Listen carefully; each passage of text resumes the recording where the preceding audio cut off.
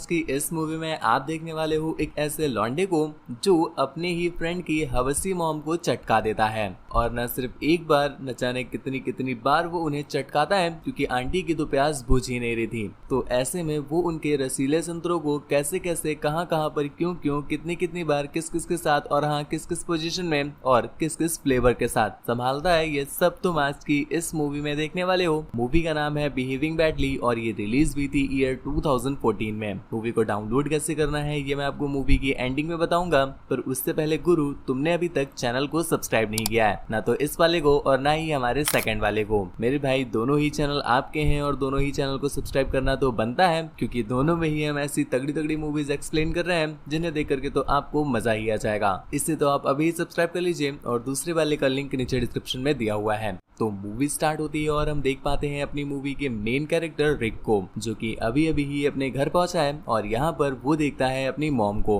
दोस्तों, इसकी मॉम के बारे में थोड़ा सा ज्ञान ले लो कि इसकी मॉम बेवड़ी टाइप की है, मतलब दिन भर दारू पी के टल्ले पड़ी रहती है। यहाँ पर हम रिक को देख पाते हैं जो कि जब अपनी मॉम को इस तरह से देखता है तो उसे एक सेकंड भी नहीं लगा ये समझने में कि उसकी मॉम ने सुसाइड अटेम्प्ट करने की कोशिश की है, पर उनकी नब्ज चल रही थी तो वो तुरंत ही उन्हें हॉस्पिटलाइज कराता है। और जब घर पर वापस आया तो उसकी नजर पड़ती है उसकी ही मॉम के पास पड़े हुए कुछ लेटर्स पर, जिन्हें खोलने पर उसे पता चलता है कि रिक की मॉम को पता चल गया है कि जो रिक है वो अपनी ही पास वाली आंटी की घंटी बजाता है। और इसके साथ साथ उसने कहां कहां, क्यों क्यों, कितनी कितनी बार और किस किस तरह से उन्हें चटकाया है, ये सारी की सारी खबर उसकी मॉम को लग चुकी है, जिस वजह से उन्होंने ये सुसाइड अटेम्प्ट की है। जिसके बाद सीन यहीं पर कट हो जाता है और हमें ले जाया जाता है फ्लैशबैक में। यहाँ पर हमें दिखाया गया उसका थोड़ा सा फैमिली बैकग्राउंड, जिसमें उसकी मॉम को तो तुम जानते ही हो गुरु, बेवड़ी औरत, और इसके साथ साथ उसकी एक बहन भी है, इसके साथ साथ उसकी एक फादर भी है, पर इनकी वैल्यू ठीक उतनी ही है जितनी वैल्यू हमारे यहाँ व्हाइट सॉस पास्ता में नमक की होती है। जी हाँ, ना बराबर। यहाँ पर हम देख पाते हैं रिक को जो कि एक दिन अपनी ही बहन के क्लब के ओनर के पास जाता है थोड़ा सा काम मांगने के लिए, जिसके लिए वो उसे टास्क देता है कि तुम्हें यहीं की एक बार डांसर के पास जाना है और उसके पास जाकर के उसे किसी तरह से मनाना है हमारे बार में वापस आकर डांस करने के लिए, क्योंकि उसकी वजह से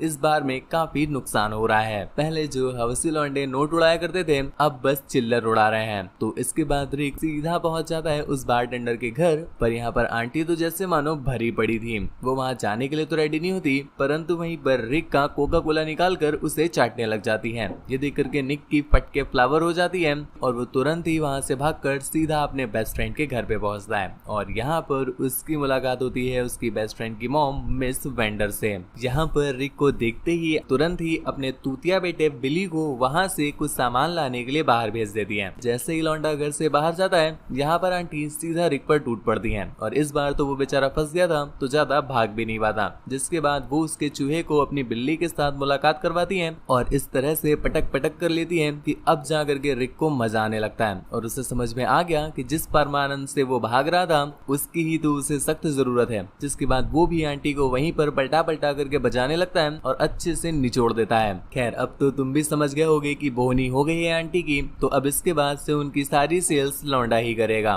मतलब इनका ये ठोकना बजाने वाला पेलन कार्यक्रम अब बहुत आगे चलने वाला है। खैर, इसके अगले सीन में हम देख पाते हैं रिक को जो कि अपने स्कूल में है और यहाँ पर हमें दिखाई जाती है उसकी इकलौती सगी क्रश, जिसे याद कर करके हर रात रिक अपने कच्चे कंधे करता है, पर उसकी आज तक हिम्मत नहीं हुई वो उस लड़की से बात कर सके। हालांकि उस लड़की का नाम हम बता दें, उसका नाम है नीना। और यहाँ पर रिक और उसकी ही एक क्लासमेट के बीच इस चीज को लेकर के डिबेट चल रही थी कि रिक कभी भी नीना को पटा ही नहीं पाएगा और ना ही कभी उसे चटका पाएगा। जिस पर निक यहाँ पर अपना स्टड बनते हुए कहता है कि तुझे क्या पता कि वो तो मेरा ही कोका कोला पिएगी। जिस पर उन दोनों के बीच बेट लग जाती है और यहाँ पर बेटिंग अमाउंट था $1000। पर रिक तो यहाँ पर बिल्कुल कॉन्फिडेंट था क्योंकि सामने वाला बंदा तो बिल्कुल चूतिया दिख रहा है, तो ऐसे में वो अगर हार भी जाए तो वो पैसे नहीं निकलवा पाएगा। लेकिन उसकी फटके 44 तो तब हो जाती है जब उसे पता चला कि सामने वाला बंदा एक गैंगस्टर का बेटा है, मतलब दिखता भले ही वो गोलू जैसा हो पर समय आने पर गोलियां भी चलवा देगा।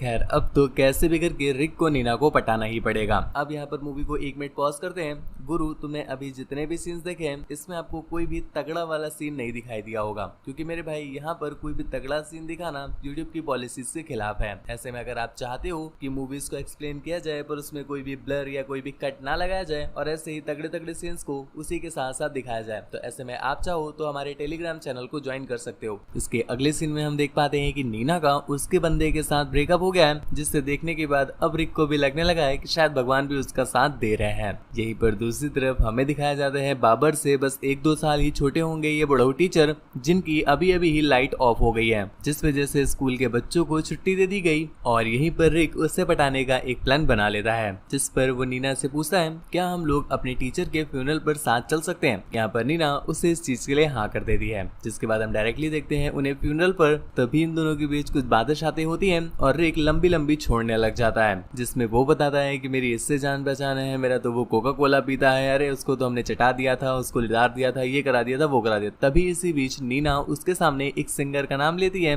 और कहती है कि मैं उसकी बहुत बड़ी फैन हूँ। तो यहाँ पर रिक भी उससे बांधने के लिए उसका नाम भी ले लेता है कि अरे वो तो पैर छूता है, मेरा लौंडा है बिल्कुल समझो, जिस पर नीना उससे मिलने के लिए कह देती है। अब भाई साहब रिक की हल्की हल्की सी चोट तो नहीं लगी थी, लेकिन अब क्रश ने कह दिया है तो मना कैसे करते, जिसके जुगाड़ के लिए वो सीधा पहुंचा अपने पप्पी भाई के पास। जी हाँ, वही बार का ओनर। यहाँ पर उसे काफी देर तेल लगाने के बाद फाइनली वो मान तो जाता है, पर यहाँ पर वो उससे अपना एक टास्क देता है, जिसमें वो उसे ड्रग की तस्करी करने के लिए कहता है। जिसके बाद हम देख पाते हैं वो जब ड्रग्स लेकर आ रहा था तो कुछ अमाउंट वो अपने पास भी छुपा कर रख लेता है। अब भाई साहब सिंगर के कॉन्सर्ट का जुगाड़ तो हो गया है, पर यहाँ पर बात आती है कि वहाँ जाएंगे कैसे। अब रिक्शे से इतने बड़े शो में जाएंगे तो क्या ही रह जाएगी, इस वजह से वो जुगाड़ लगाता है एक कार का, और कार के लिए वो सीधा जाता है मिसेस वेंडर के पास। अब यहाँ पर तो मेरे भाई डिमांड और सप्लाई का रूल देखो, रिक को चाहिए कार और आंटी को चाहिए जुगाड़, जिस वजह से ये दोनों ही एक दूसरे की कमी पूरी रात भर दबा दबा करके निचोड़ करके पेल करके पूरी करते हैं, जिसकी अगली सुबह आंटी उससे अपनी कार दे देती है। मतलब गुरु रात की तगड़ी मेहनत आंटी को पसंद आ गई थी।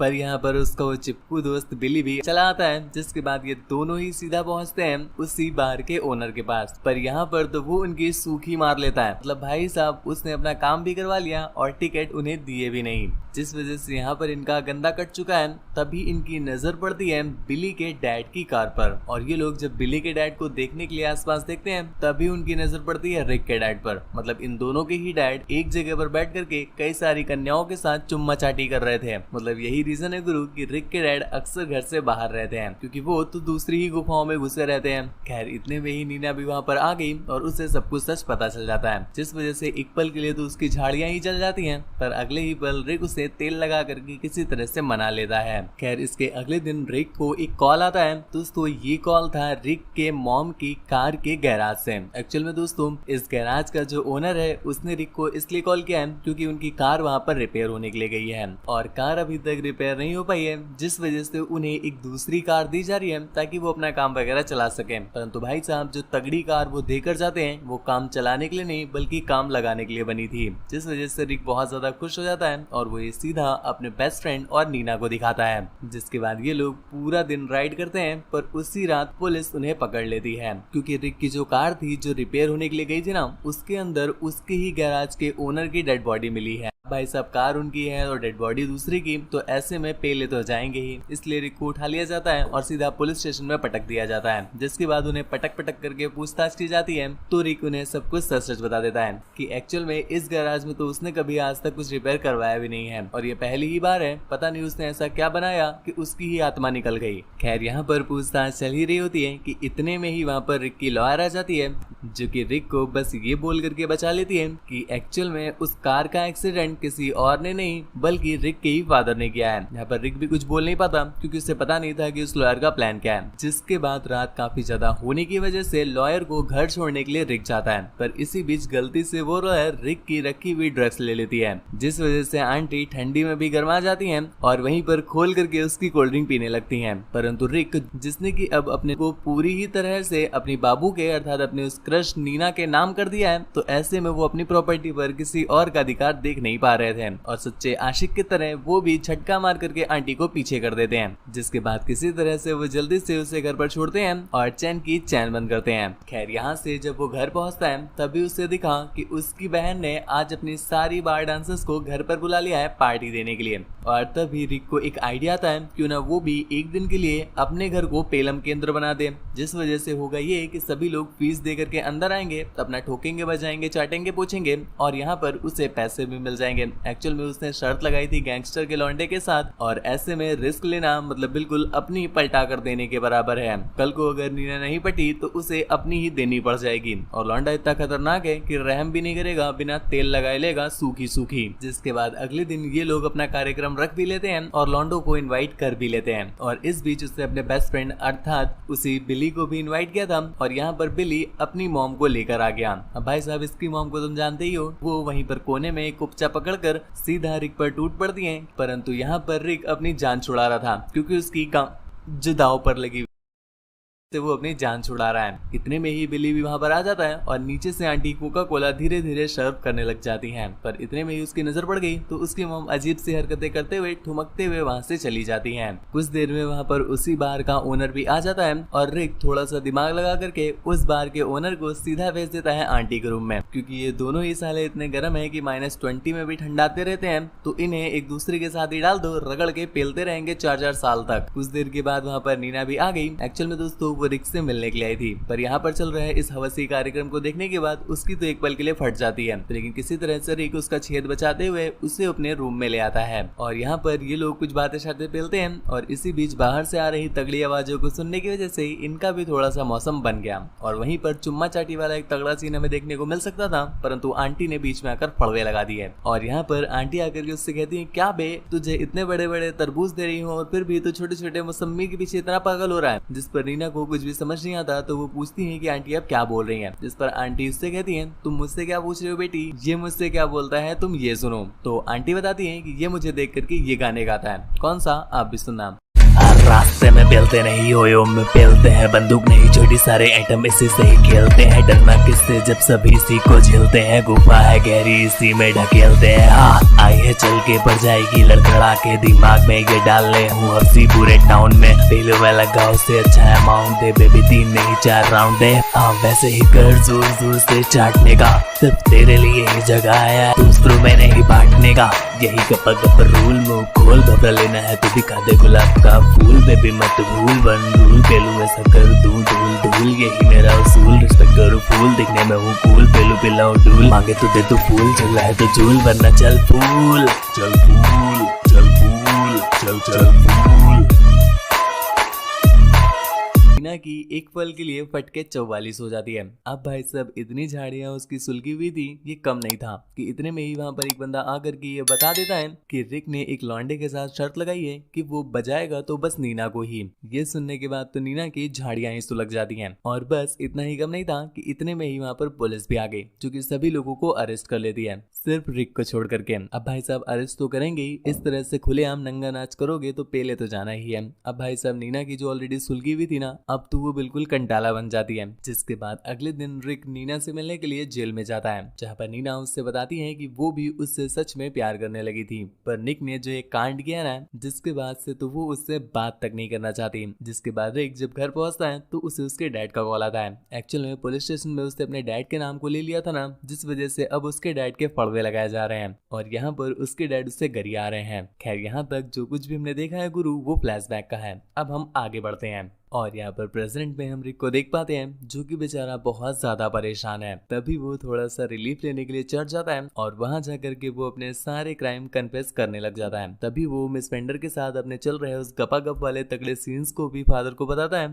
ये सुनने के बाद तो फादर की बिल्कुल झाड़ियां ही जल गई, क्योंकि दोस्तों यहाँ पर फादर भी टाइम टाइम पर जाकर के मिस पेंडर को अपना कोका कोला पिलाते थे। ये सुनने के बाद रिक समझ जाता है कि आंटी की ही मलाई में कुछ गड़बड़ी है, उन्हें हर किसी का कोका कोला अच्छा लगता है, तो ऐसे में जितना जल्दी हो सके कट लो वरना आंटी तो एक दिन उसके फाड़वे ही लगा देंगी। जिसके बाद वो सीधा पहुंचा आंटी के पास और यहाँ जाकर के उनके साथ अपने सारे गपागप वाले कांडों को आगे से ना करने के लिए बोलकर वहां से जाने लगता है। पर आंटी तो सीधा उसका कोका कोला ही पकड़ लेती है। लेकिन फिर भी रिक किसी तरह से अपनी जान और अपनी दोनों बचाकर वहां से सीधा पहुंचा हॉस्पिटल में, और यहाँ जा करके वो अपनी मॉम के साथ अपनी सारी गलतियों के लिए माफी मांगता है। खैर यहाँ से निकल करके वो सीधा पहुंचा है लॉयर के पास, और लॉयर के पास जा करके वो उनसे नीना को बाहर निकालने की रिक्वेस्ट करता है, परंतु पैसे के नाम पर तो उनके पास चिल्लर भी नहीं है कि 5 रुपए वाला पार्ले जी खा सके, जिस वजह से लॉयर जो उनसे बोलती है वो इन्हें करना पड़ता है। जिसके बाद वो रिक को पूरा का पूरा संभाल लेती है अपनी गहराइयों में, और यहाँ पर रिक उन्हें तगड़े वाले मजे देने लगते हैं। अब फीस पूरी भर दी है तो एडवोकेट भी उनका केस लड़ देती है और उन्हें बाहर निकाल देती है।